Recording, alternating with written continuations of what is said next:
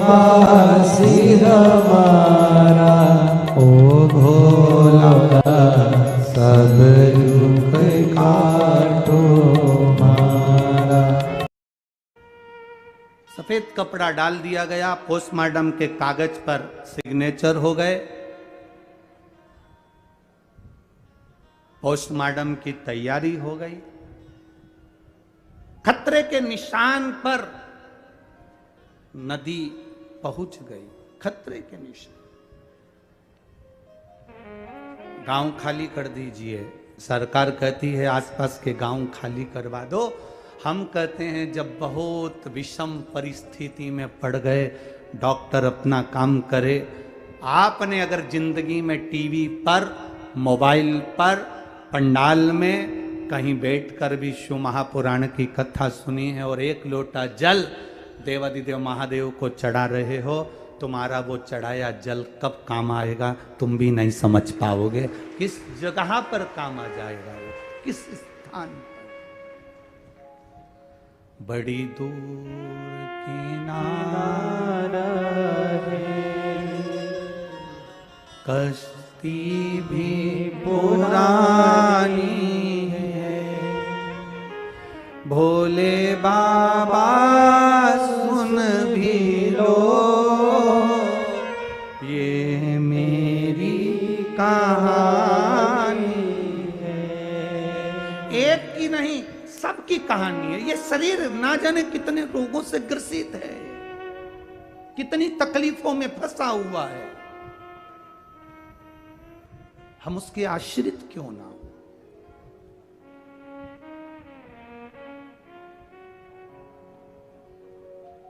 दुनिया के लोग कहते हैं कोई ऐसा बाबा मिले जो चमत्कार कर दे। हमारे पास में वो नहीं है कि हम चमत्कार कर दें, पर इतना जरूर जानते हैं कि भोले का अगर नाम लिया है तो वो सब कुछ कर सकता है। हमारे पास में कोई ऐसी विद्या नहीं है कि हम आपको कोई चमत्कार करके दिखा दें।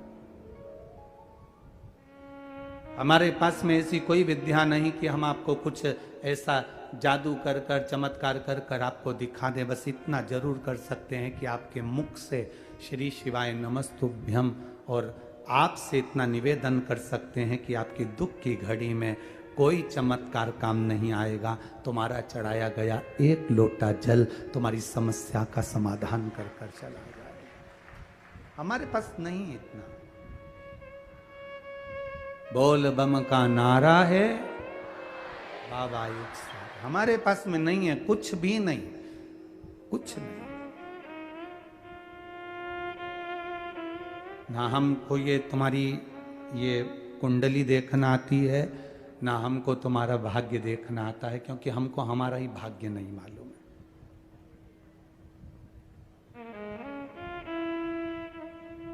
हमको ही नहीं मालूम कि सवेरे हमको भोजन में गिलकी की सब्जी आएगी कि लौकी की आएगी, तो हम तुम्हारे से क्या वर्णन। हमको ही नहीं मालूम कि हम क्या भोजन करेंगे, हम किसका भाग्य देखें। एक कदम बाद जिंदगी में कौन सा मोड़ आ जाएगा ये किसको मालूम, किसी को नहीं मालूम। भजन से, भगवान की अविरल भक्ति से सब कुछ हो सकता है, सब कुछ।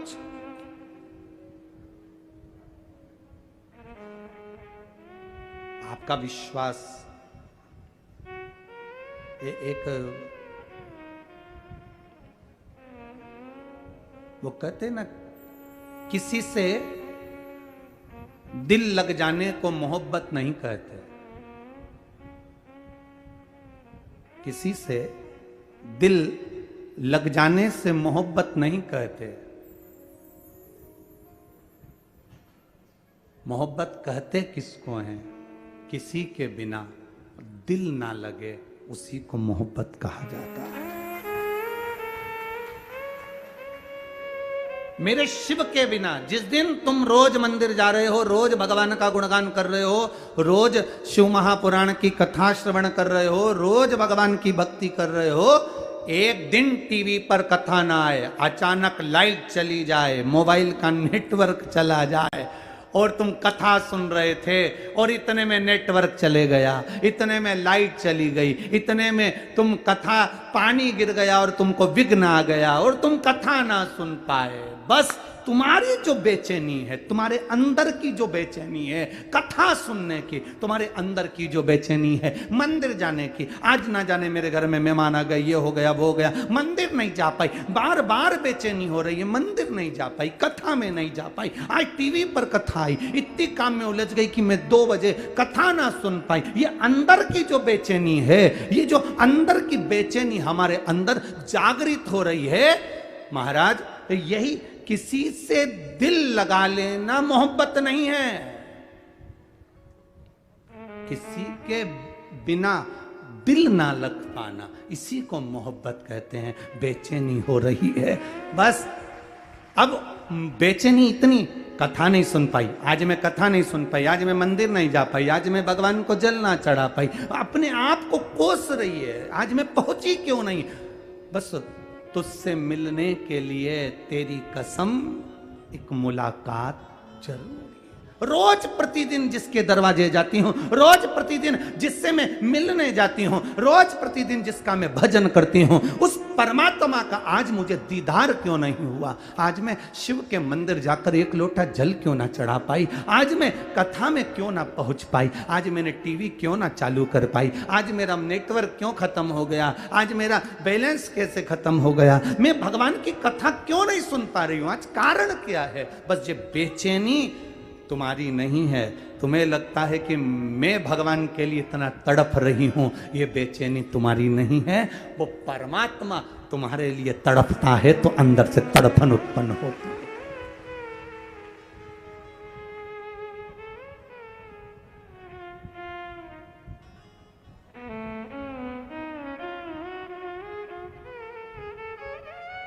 ये भीतर की जो तड़फन है, यही तो परमात्मा का मिलन है।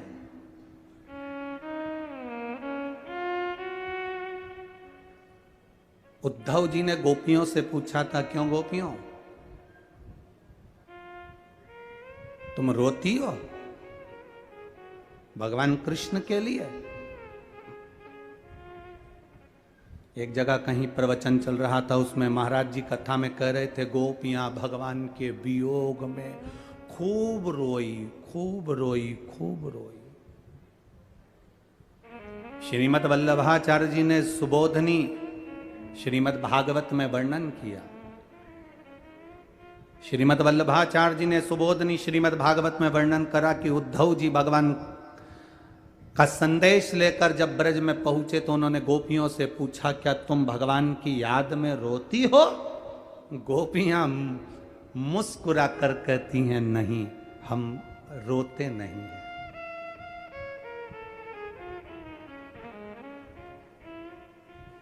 उद्धव जी कहते हैं, तुम्हारी याद में कृष्ण इतने रोते हैं। वो तो कहता है कि गोपियां मेरे लिए 1 मिनट नहीं रह सकती, कृष्ण रोते हैं तुम्हारे लिए और तुम नहीं रो रही हो कृष्ण के लिए। गोपियां कहती हैं, उद्धव हम इसलिए नहीं रोती क्योंकि हमें रोता हुआ देखेगा ना हमारा कृष्ण, तो हमें देखकर वो रो देगा। घर में जब माँ रोती है तो छोटा बच्चा माँ को देखकर रो देता है। घर में अगर माँ रो रही है, छोटा बच्चा माँ को देखकर रोता है, माँ तू क्यों रो रही है, माँ तेरी आंख में आंसू क्यों है। छोटा बच्चा अपनी माँ के गले लग जाता है, माँ तू क्यों रो रही है। माँ को रोता हुआ देखकर बच्चा रोता है। गोपियां कहती है, अगर हम रोएंगे तो हमें रोता हुआ देखकर हमारा परमात्मा रोएगा, इसलिए हम रोते भी नहीं हैं। हम क्यों रोए, किस लिए।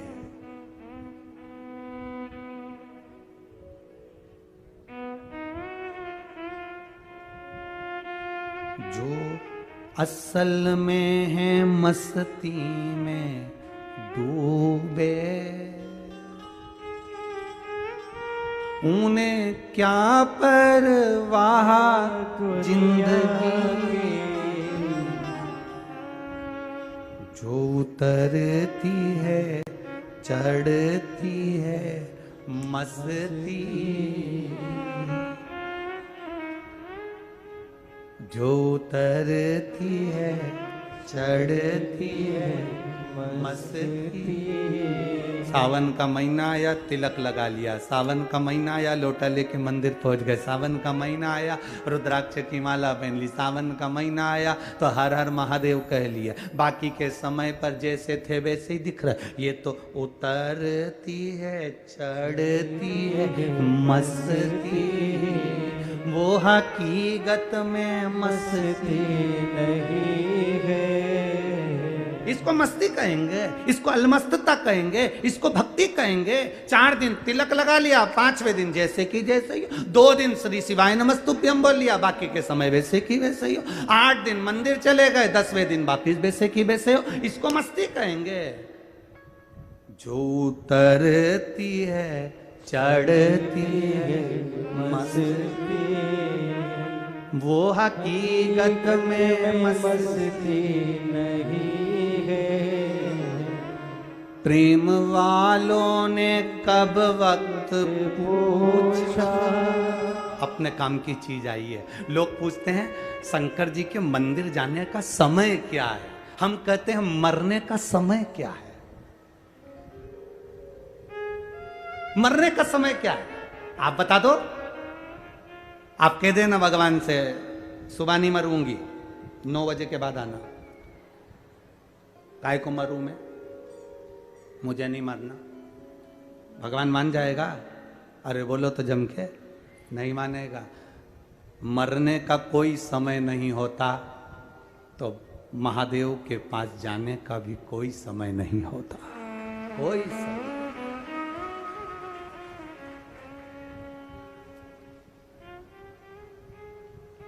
प्रेम वालों ने कब वक्त पूछा, तेरी पूजा में सुन ले है ऊधो। अरे प्रेम वालों ने कब वक्त पूछा, तेरी पूजा में सुन ले है ऊधो।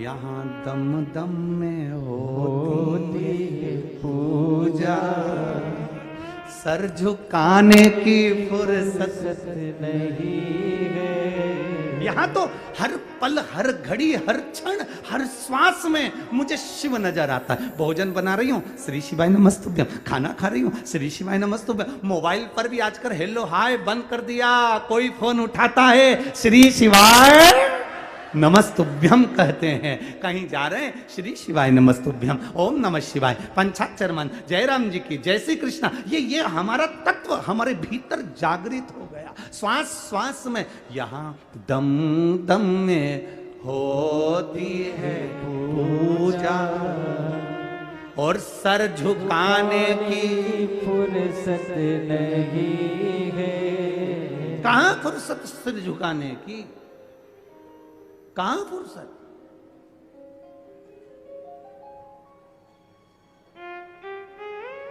त्रिजटा विभीषण की लड़की, विभीषण की धर्म पत्नी शर्मा, उसकी पुत्री त्रिजटा। शंकर की उपासक त्रिजटा। अपने पिता से पूछा था त्रिजटा ने, विभीषण से पूछा था त्रिजटा ने, पिताजी भगवान की अविरल भक्ति कैसे मिल सकती है। त्रिजटा से कह दिया था विभीषण ने, शंकर की आराधना करा कर, शिव की स्तुति करा कर, शंकर के मंदिर जाया कर, शिव को 1 लोटा जल चढ़ाया कर। त्रिजटा ने भगवान शंकर की आराधना करना प्रारंभ करी। एक दिन त्रिजटा भगवान शिव की भक्ति में डूबी हुई थी और देवाधिदेव महादेव अलमस्त होकर त्रिजटा के सामने प्रसन्न होकर आ गए। त्रिजटा को देखा, शिव ने बच्चे का रूप धारण करा, त्रिजटा के सामने पहुंच गए। त्रिजटा क्या कर रही हो? त्रिजटा कहती है मैं शंकर भगवान का श्रृंगार कर रही हूं। त्रिजटा से देवाधिदेव महादेव बाल्य अवस्था का रूप धरकर पूछ लिए, इस शिव की आराधना से मिलता क्या है? त्रिजटा कहती है पता नहीं क्या मिलता है, पर मेरे पिताजी ने कहा सब कुछ इन्हीं से मिलता है, सब कुछ इन्हीं से मिलता है। हाँ, कुछ चाहिए तेरे को? नहीं, मुझे तो केवल एक कहानी सुनना है। जब भी शंकर जी मिलेंगे ना तो उनसे कहानी सुनूंगी। अब छोटी सी बच्ची त्रिजटा, क्या कहानी सुनना है? तो मुझे कहानी सुनना है कि शंकर जी ने सती को त्याग क्यों दिया था। शंकर भगवान ने सती को क्यों त्याग दिया था? क्यों वो समाधि में लीन हो गए थे? क्यों तपस्या में लीन हो गए थे? क्यों साधना में लीन हो गए थे? क्यों सती को उन्होंने छोड़ दिया था और सती ने अपना शरीर जलाकर भस्म कर दिया था? बस ये मेरे अंदर उचिष्टा होती है, ये सुनने की चाह बढ़ती है, ये तलब मुझे पाना है, मुझे जानना है कि शंकर ने ऐसा क्यों करा था। तब छोटे से बच्चे के रूप में शिव जी ने कह दिया, उसका केवल एक कारण था। वो कारण सीता की रूप धरकर, सती सीता का रूप रखकर राम जी की परीक्षा लेने चली गई थी, इसलिए सती का त्याग कर दिया था। सीता का त्याग, सीता की पर सीता का रूप रखा था। हाँ, कौन सीता? राम जी की धर्मपत्नी। कौन राम? भगवान नारायण का स्वरूप। अच्छा, मेरी धर्म पत्नी सती जान नहीं पाई कि सीता कौन है, राम कौन है, परीक्षा में ली। अच्छा, परीक्षा में ली। हाँ, सुन ली कथा। हाँ, अब क्या चाहती है त्रिजटा? अब क्या चाहिए तुझको? त्रिजटा कहती है, जिस सीता का रूप रखकर मां सती गई थी, उस माता सीता को एक बार मैं भी, वो तो सीता का रूप रखकर गई थी, पर मैं सीता को अपनी बेटी के तुल्य मानकर उसका आदर करना चाहती हूं। शिव जी ने कह दिया, तेरी ये मनोकामना पूर्ण हो। सीता जी को रावण लेकर आया, अशोक वाटिका में रखा। सब राक्षस थे, त्रिजटा भी राक्षसी थी।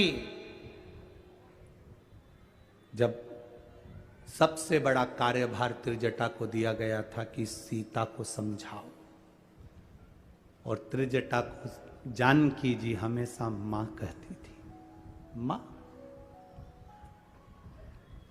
त्रिजटा को जानकी जी हमेशा मां कहती थी।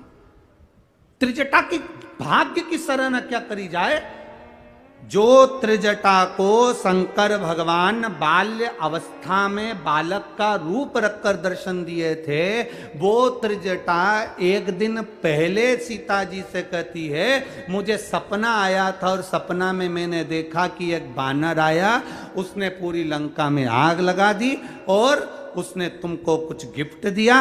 ये त्रिजटा कह रही है, मेरे सपने में एक बानर दिखा था। ये आप लोग कथा में सुने होंगे, मुझे बानर दिखा था। आखिर त्रिजटा को ऐसा सपना कैसे आ सकता है? उसका कारण केवल एक है, सपने में बानर नहीं। बानर कौन था? हनुमान। हनुमान कौन था? शंकर। शंकर का एक स्वरूप।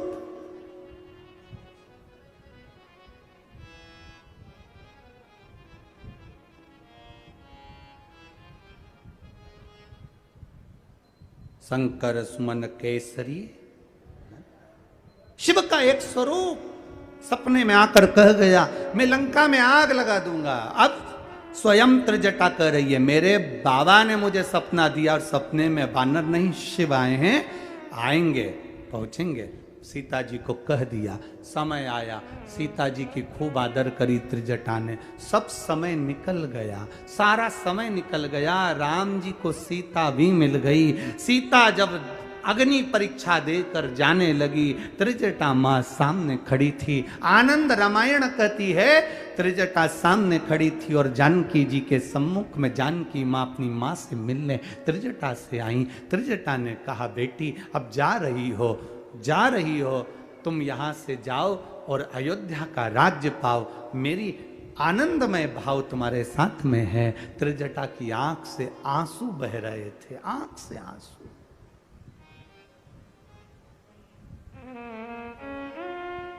सीता जी जाते जाते, मां जानकी जाते जाते राम जी से कहती हैं, प्रभु अपन जा रहे हैं। पूरी लंका में केवल एक त्रिजटा ऐसी थी जिसने मेरी सेवा करी थी। आप अगर त्रिजटा से कुछ कहें तो अच्छा है।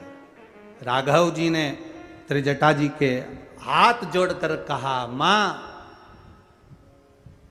आप राक्षसी रही हो, राक्षस कुल में आपका जन्म हुआ है, आप यहां पर बड़ी हुई पड़ी, सब कुछ हुआ, पर आपने जानकी का साथ दिया मां।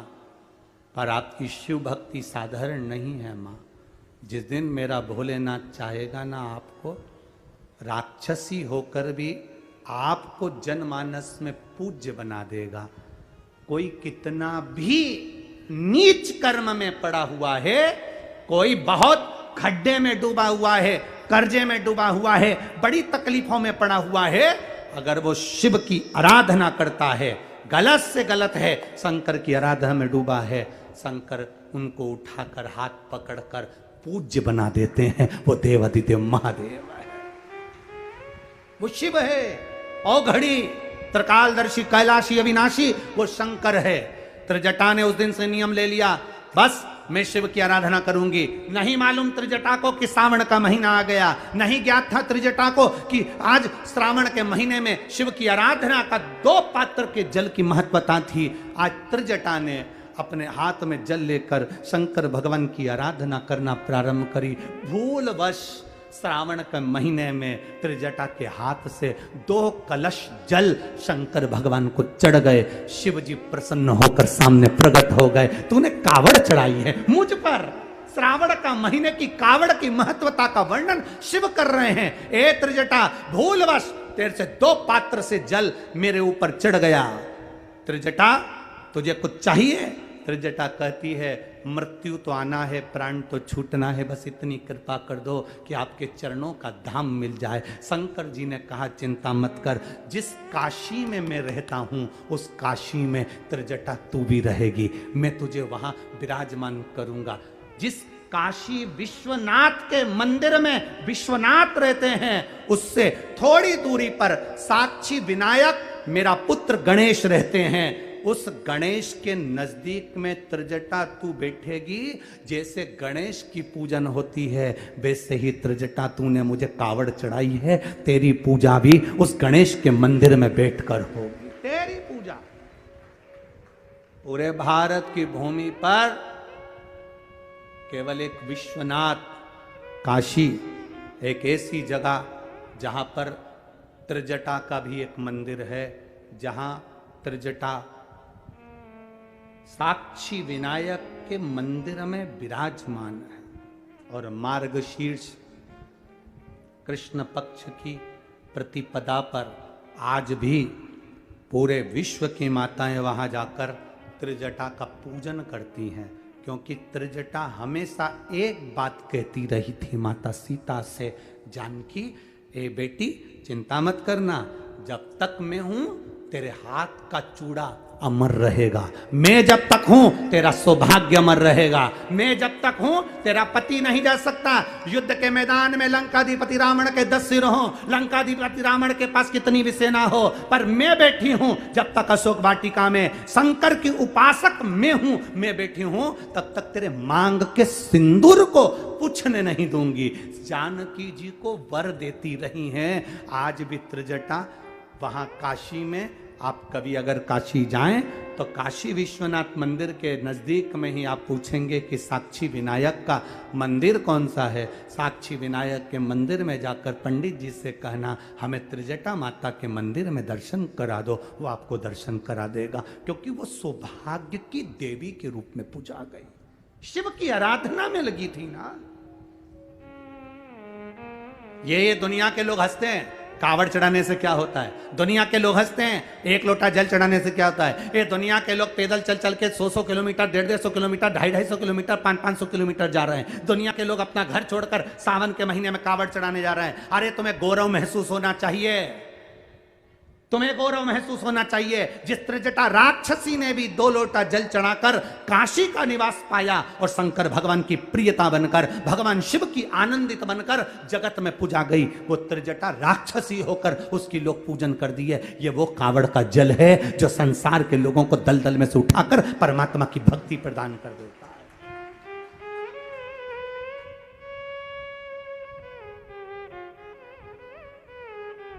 केवल ये अभी 16 अगस्त को सीहोर की जो अमावस्या और अधिक मास की अमावस्या और ये सावन के मिलन की जो कावड़ है 16 अगस्त को सुबह 9 बजे सीहोर में, कोई हमने केवल एक दिखावे के लिए नहीं रखी है।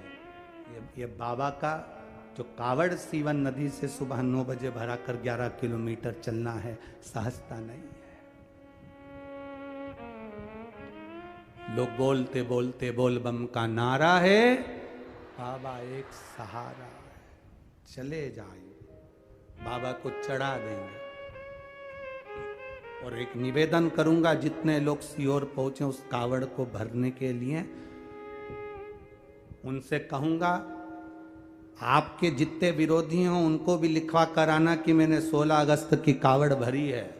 उसके बाद साल भर में बाबा तुम्हारा भंडार नहीं भरता तो हमें जरूर बताना कि भरा कि नहीं भरा।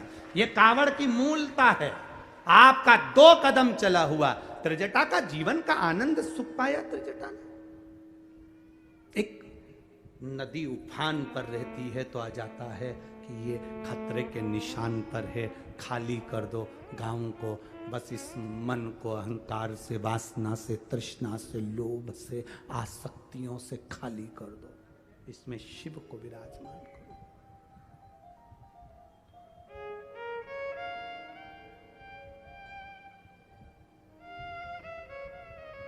भगवान के जितने करीब रह सकते हैं हम उतने करीब रहे।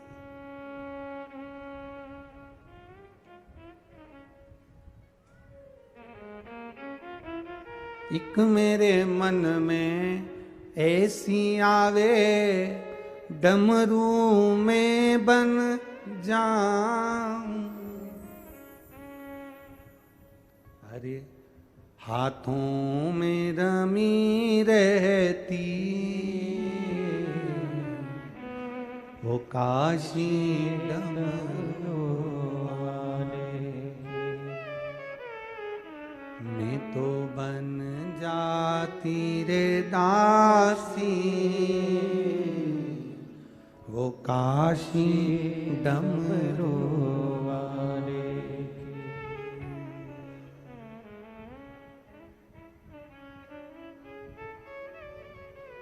एक मेरे मन में ऐसी आवे, गंगा में बन जाऊं।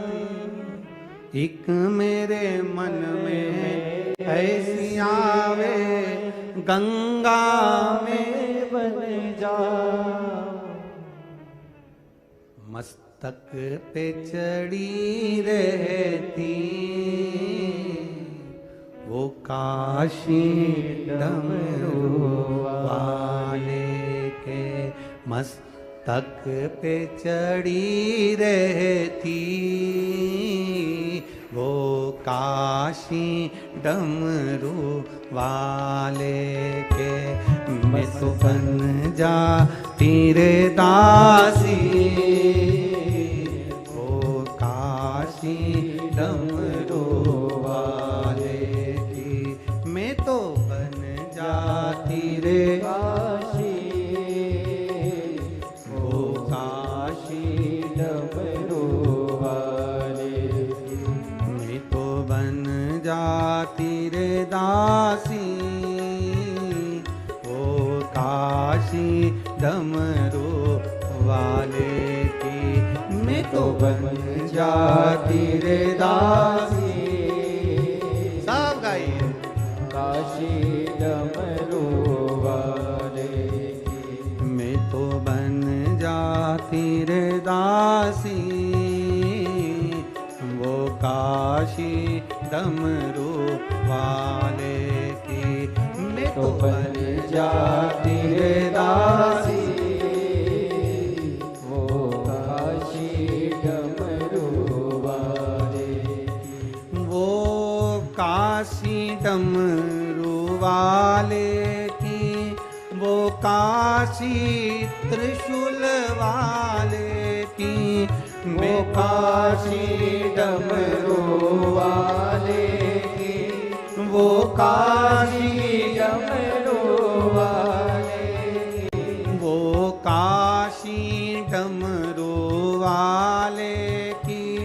वो काशुई गंगा वाले की, वो काशी डमरू वाले की, वो काशी डमरू वाले की। तो बन जाती रे दासी, वो काशी डमरू वाले की। मैं तो बन जाती रे दासी, वो काशी डमरू वाले की।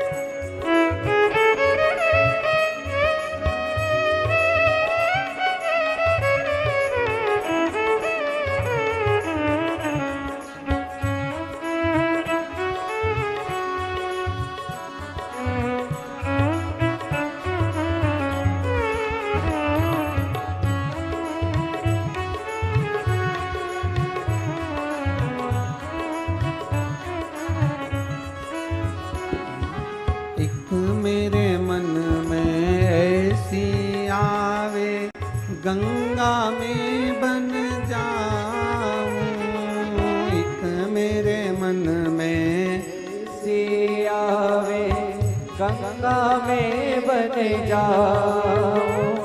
ओ एक मेरे मन में ऐसी आवे गंगा में बन जाऊं। एक मेरे मन में ऐसी आवे गंगा में बन जाओ। मस्तक पे चढ़ी रहती शिव शंकर डमरू वाले के। मस्तक पे चढ़ी रहती शिव शंकर डमरू वाले। मैं तो बन जाती रे दासी शिव शंकर डमरू वाले की। मैं तो बन जाती रे दासी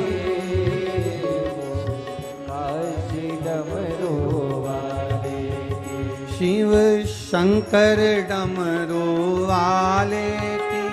वो काशी डमरू वाले की। शिव शंकर डमरू वाले की। वो काशी डमरू वाले की। शिव शंकर डमरू वाले की। वो काशी डमरू वाले की। शिव शंकर डमरू वाले की। वो काशी डमरू वाले की। मैं तो बन जाती रे दासी शिव शंकर डमरू वाले की। मैं तो बन जाती रे दासी वो काशी डमरू वाले की।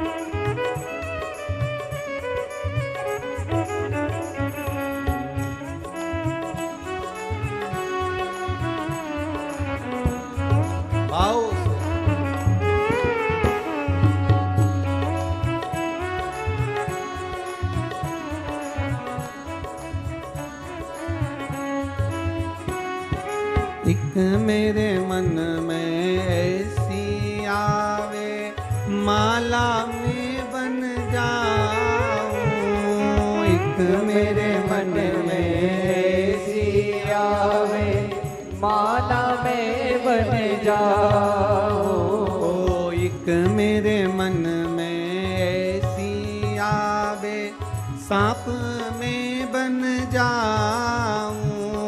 एक मेरे मन में ऐसी आवे, सांप में बन जाओ। तक पे चढ़ी रहती शिव शंकर